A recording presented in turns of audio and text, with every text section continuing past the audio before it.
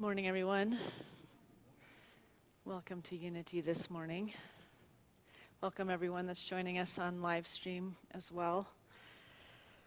We'd like just to come into the presence of this room and leave the toils of the world outside these doors and, invite this hour to connect with this greater love, this greater connection with that which is in true control of all that is unfolding before us.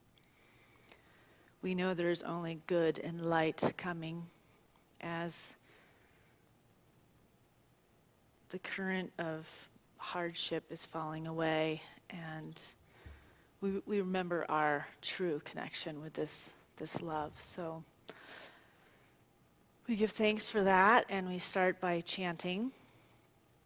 And Norma and I will be the call, and Larry will be the response, and Norma will appear at some point. I've lost track of her. The mother-daughter thing, it's just, I have a lot to deal with, and I said I can't keep track of her too. So we'll just get started.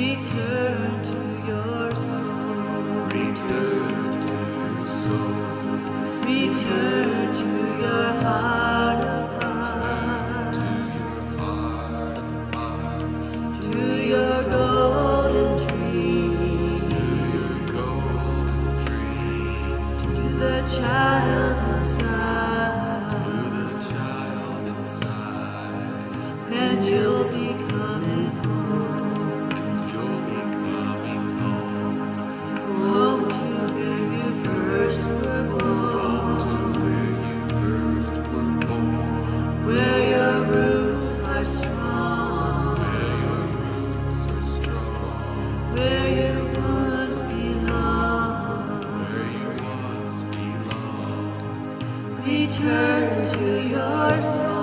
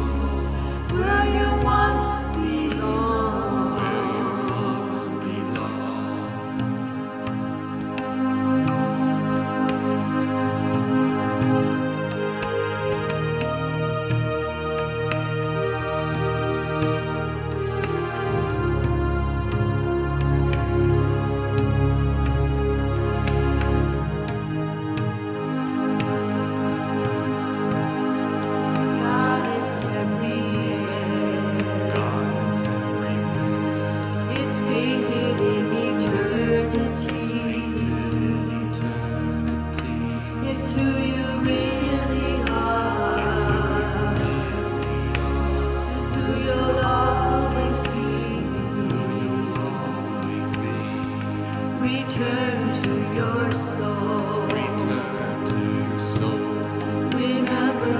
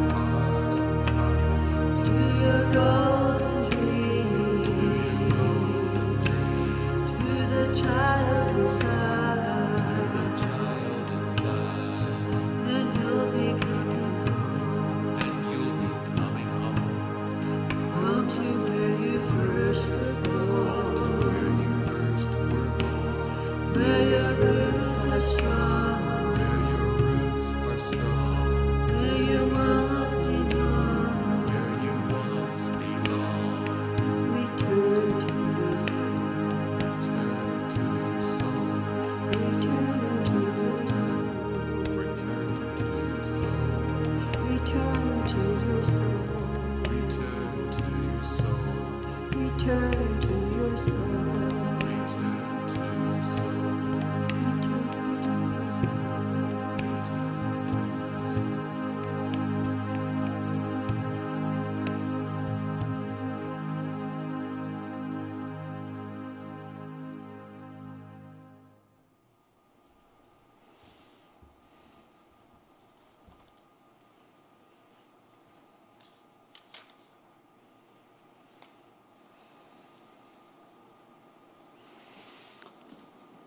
Good morning, everyone.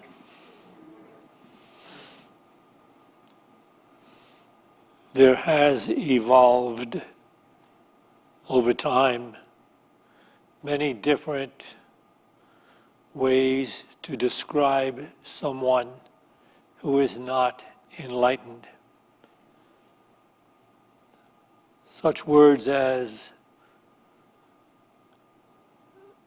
blind, lost, insane, unconscious. That's Eckhart Tolle's word, unconscious, asleep. And these are all references to the unawakened mind. In the story from the Bible that I'm about to share with you, the man is considered blind, but it is a metaphysical story. So from the start, you can begin to realize that it is a story that is universal in scope.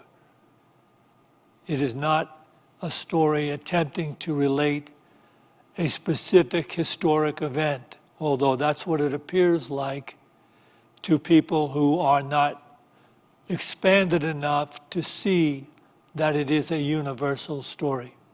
So I will share that story with you now, actually just a portion of it, for it goes on for the entire chapter 9 in the Gospel of John. This is starting on chapter 9, verse 1. As he, Jesus, passed by, he saw a man blind from his birth. And his disciples asked him, Rabbi, who sinned, this man or his parents, that he was born blind?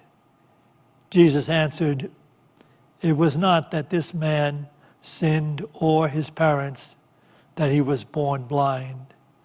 He was born blind in order to reveal the works of God. We must work the works of him who sent me while it is day. Night comes when no one can work. As long as I am in the world, I am the light of the world. As he said this, he spat on the ground and made clay of the spittle, and anointed the man's eyes with the clay, saying to him, go wash in the pool of Siloam, which means sent. So he went and washed and came back seeing. The neighbors and those who had seen him before as a beggar said, is not this the man who used to sit and beg? Some said, it is not he, it is someone who looks like him. And the man said, no, it is I. Then they asked, how is it that your eyes were opened? He answered, the man called Jesus made clay and anointed my eyes and said to me, go to Siloam and wash. So I went and washed and received my sight. They said to him, where is he? He said, I do not know.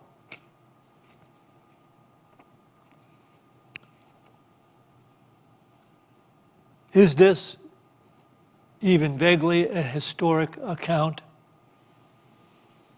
Or is it a metaphysical account, a metaphysical story that we can begin to understand as every metaphysical story is,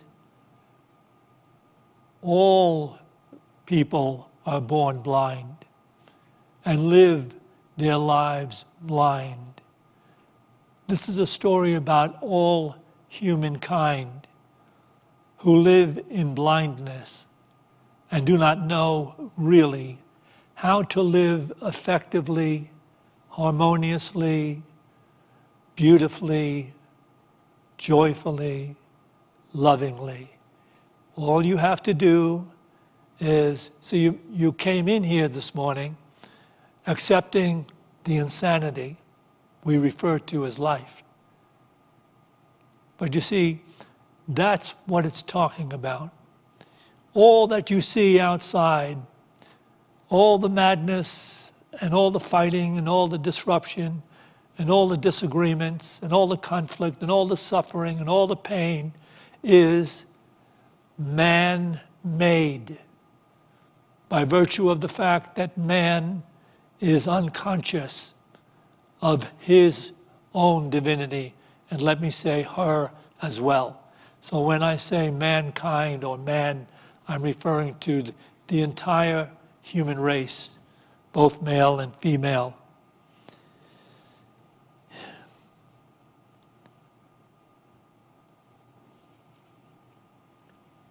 The man in the story is every man or every person. He was not born blind by virtue of punishment. You can see that the disciples say, was this man born blind because he sinned? How would a man born blind sin unless the disciples believed in past lives? In other words, did this man sin in past lives and therefore was born blind in this life? But Jesus discounts all of that. This man was not born blind because he sinned or his parents sinned, which was another belief held back then, that if the parents were sinners, then their offspring would pay a price for that. But Jesus discounts all that. Jesus says, this man was born blind that he might know the manifest works of God. And he's speaking about all mankind. We were not born knowing, not born enlightened. We were born to discover, to search, and to reveal to ourselves the soul of consciousness. What is the reality of man made in the image and likeness of God? So we go through life in our limited view of things because each person does not see but is blind. Blind by virtue of the fact that each of us sees through his own collection of concepts and beliefs. And therefore, each of us develops his or her point of view. And so what we are looking at when we look at the world, we're looking at people who are operating from different points of view and attempting to come together and bring about understanding, harmony, peace, healing, truth, wisdom, and enlightenment. They, in that state of consciousness, cannot prevail. There has to be a healing, and it is not just a healing of the eyes. It is a healing of the mind, because as I said, no one really sees through the eyes. Each person sees life filtered through his or her collection of concepts and beliefs. And so as you're referring to the real world in reference to someone else, you are referring in error. You are only referring to your unenlightened projection of life. And only the masters who have mastered life, mastered their own mind, healed their consciousness, live in the same world of truth, love, beauty, peace, honor. So I guess, again, we're looking upon our calling. So, the truth of the matter is that we are here by virtue of divine appointment. We are said to have fallen from the Garden of Eden. That's another metaphysical allegory. That mankind fell from the Garden of Eden, or was cast out because he disobeyed God. The truth of that allegory is that man has disobeyed and lost awareness of his godness, his divine awareness.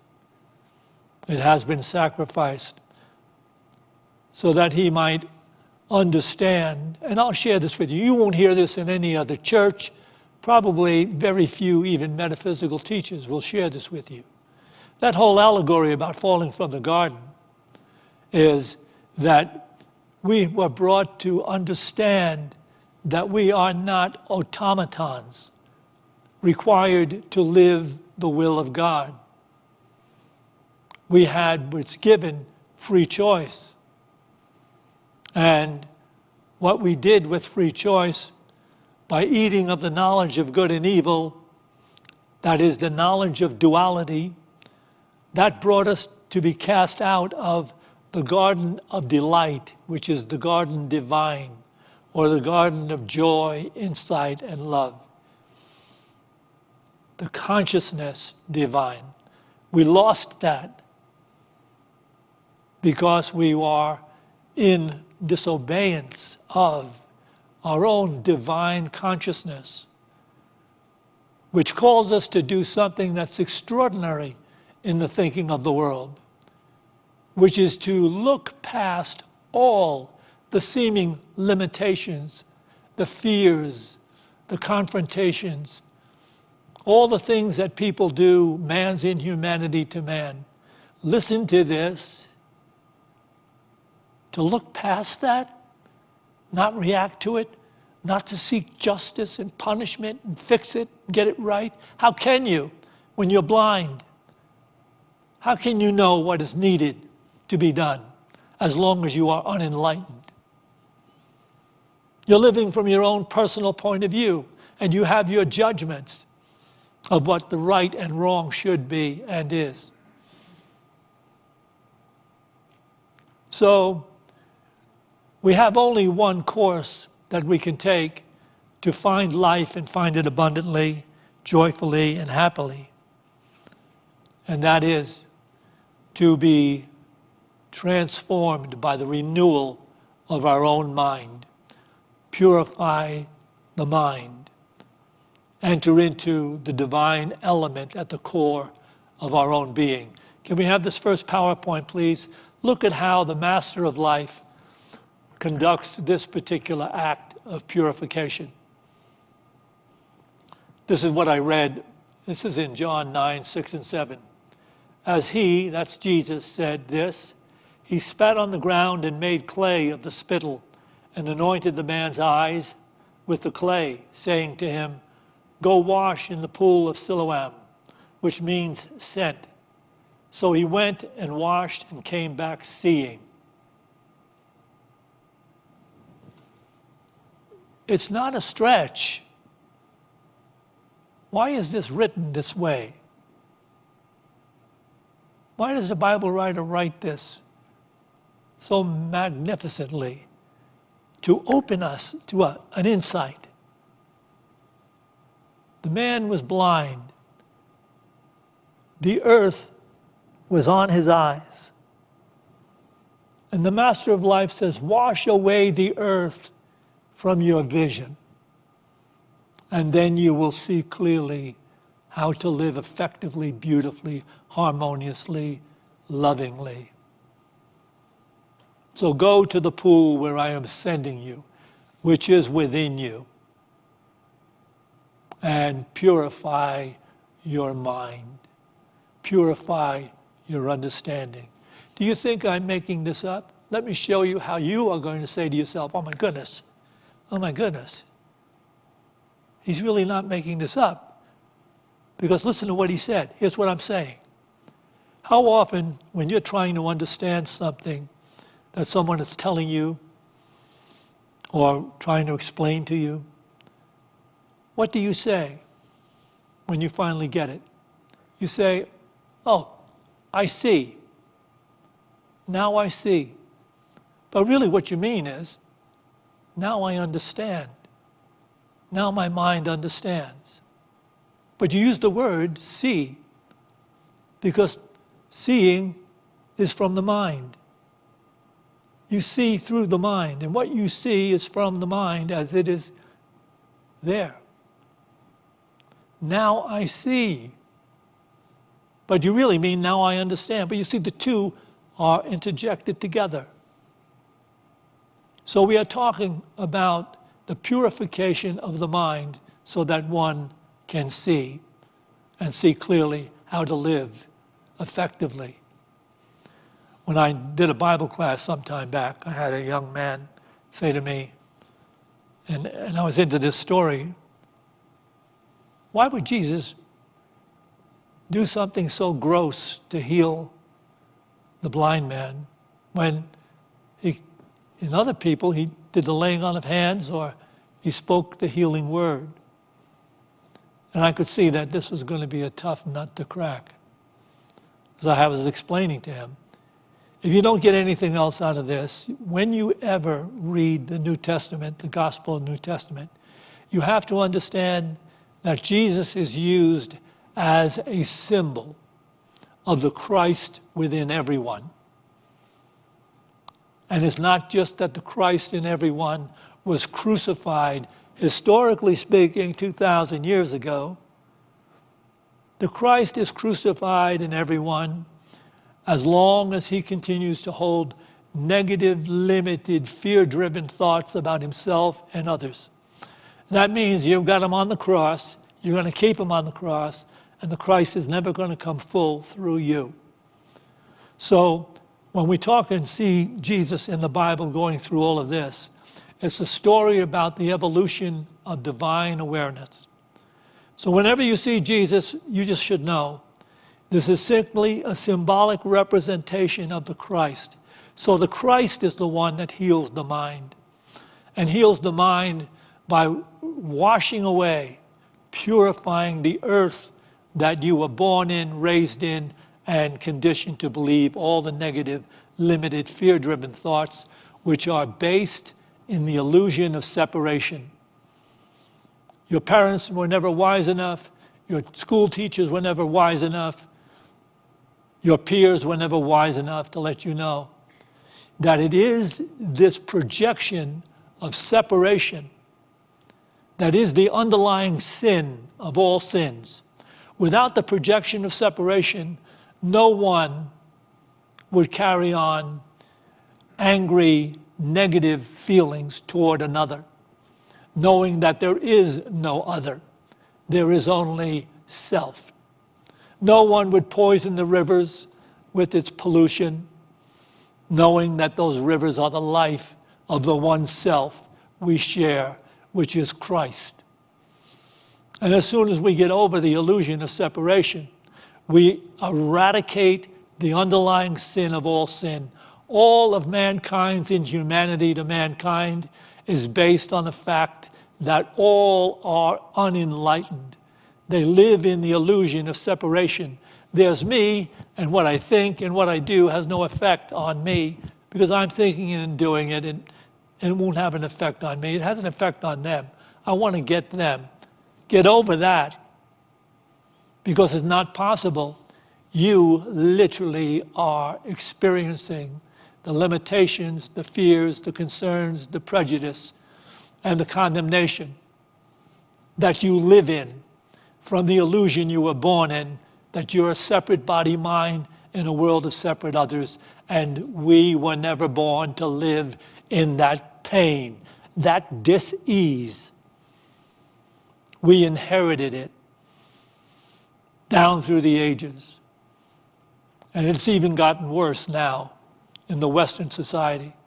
The materialism and the distractions are so grand, we hardly take time to be introspective enough to know how we are still responsible for our own unhappiness.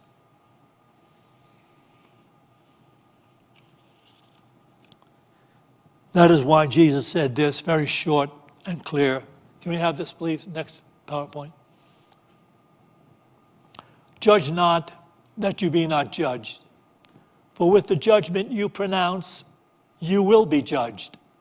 And the measure you give will be the measure you get. And that's not something, it's configured in such a way that it's something that will happen. Let me read this very clearly. Judge not, that you be not judged. For with the judgment you are pronouncing, you are already being judged. And the measure you are giving out is the measure you are getting back.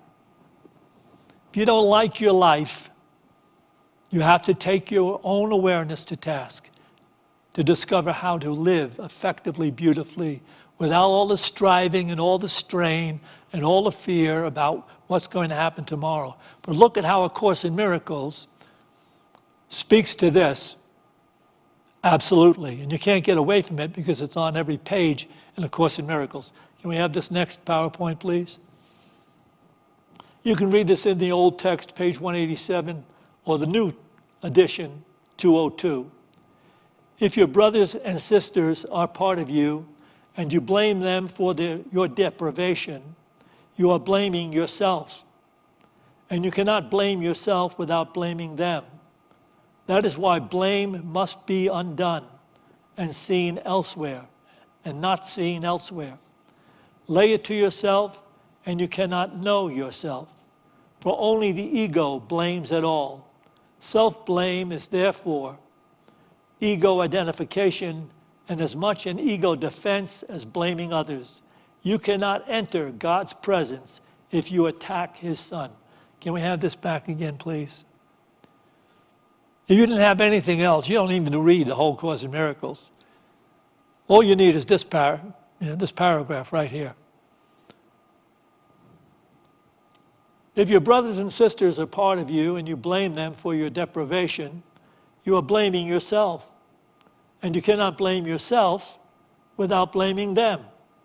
That is why blame must be undone, not seen elsewhere. Lay it to yourself, and you cannot know yourself. For only the ego blames it all, and only the ego is the illusionary definition of self, that I'm a separate body mind, very special unto myself.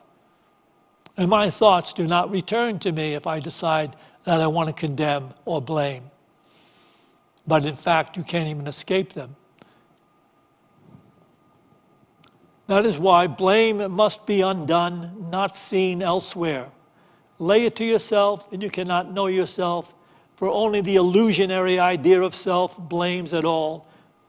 Self-blame is therefore ego identification and as much an ego defense as blaming others. You cannot enter God's presence if you attack his son, who is everything. Because God's presence is knowing there is only one self, of which we are all a part, and it is all sacred, worthy of our respect, our consideration, our help, our blessings, and our love. It's all sacred. How would you like to wake up tomorrow morning and all of a sudden you saw everything was sacred, was God, was beautiful, was there by its own purpose and volition, moving forward toward its own awakening in the presence of God as love.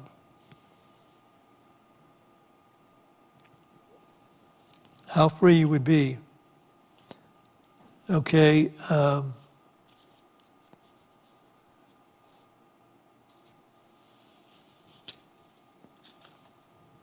Let me put it this way.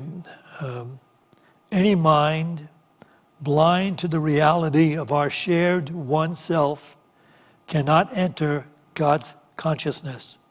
which is the acceptance of our shared one self, bringing mystical peace, joy, and the vision of oneness and sacredness to the mind at last.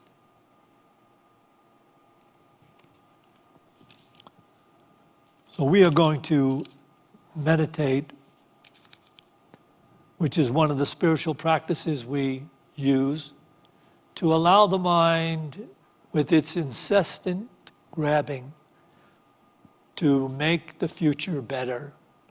All the thinking that we go through in the illusion is trying to figure out how we can find fulfillment.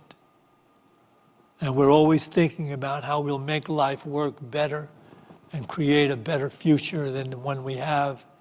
But you look at people that seemingly have everything that the world could offer, and they are insane as well because they never became enlightened. Their greed is a testimony to their unhappiness, forever trying to fill a God-shaped vacuum within them with things that will never have the shape, the divine beauty, or the sacredness of God. So as we meditate, you can just listen to the bowls. This is about relaxing the mind. Don't try to force all this thinking out of your mind. It'll slowly relax. That's all you need, is enough of that. Letting the mind relax. And as we do that, you become willing to be sitting here. More and more willing to be sitting here. Accepting the peace of just sitting here, doing nothing, not accomplishing anything, allowing the moment to be whatever it is. Allowing the moment to be whatever it is. And then we'll have a period of silence after we relax in the beautiful tones of the bowls. We'll have a period of silence. If you don't have a particular meditation technique, you might want to just use this idea as a mantra. That is, just bring your mind gently into the awareness of this idea. I am the one true self, the one in all, the all in one. I am in you, you are in me. I am the truth that will make you free. I am the one true self. I am the one in all. I am the all in one. I am in you, you are in me. I am the truth that will make you free.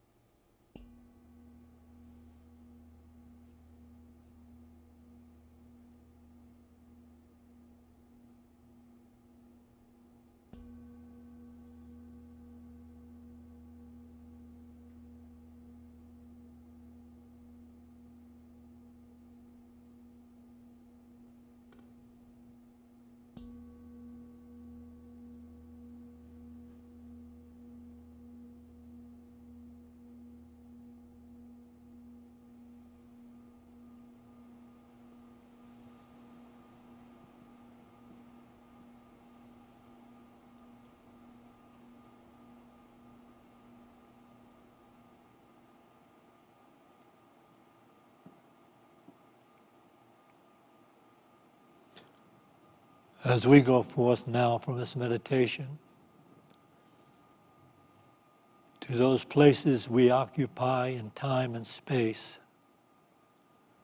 let us go forth with a greater determination to be awake in the process of living, so that we can pause whenever we recognize negative thoughts or feelings rising, and we can dismiss them for the purpose of mystical peace and joy. For this opportunity in every moment, let us have gratitude. And to this, let us say, Amen.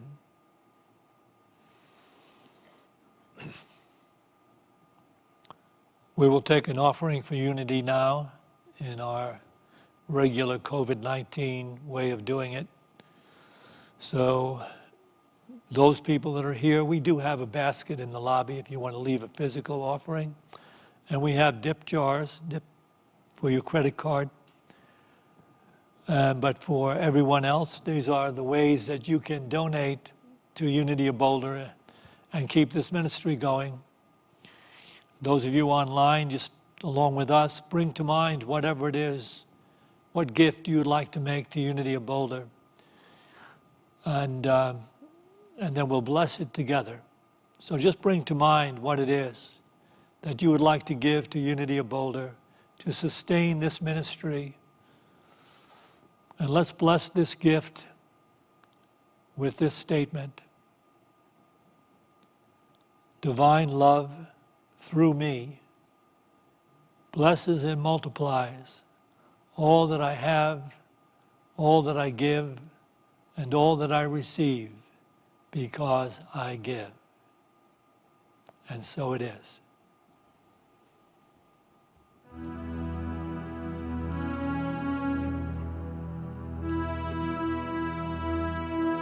Help me see beauty in and all around me. Guide my thoughts, choose my words to reflect love.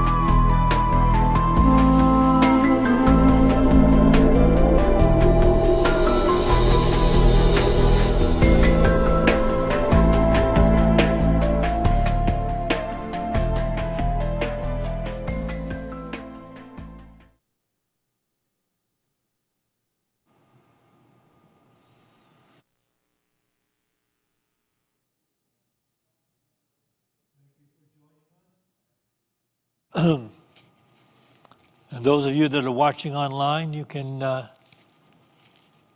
attend, you know. We have purified this sanctuary with special EG lights that use ozone to clear the atmosphere. Everything is wiped down. Just wear a mask. You have nothing to fear coming here in person. So maybe we'll see you next week. Stay tuned for Sentitia's service at 11 o'clock.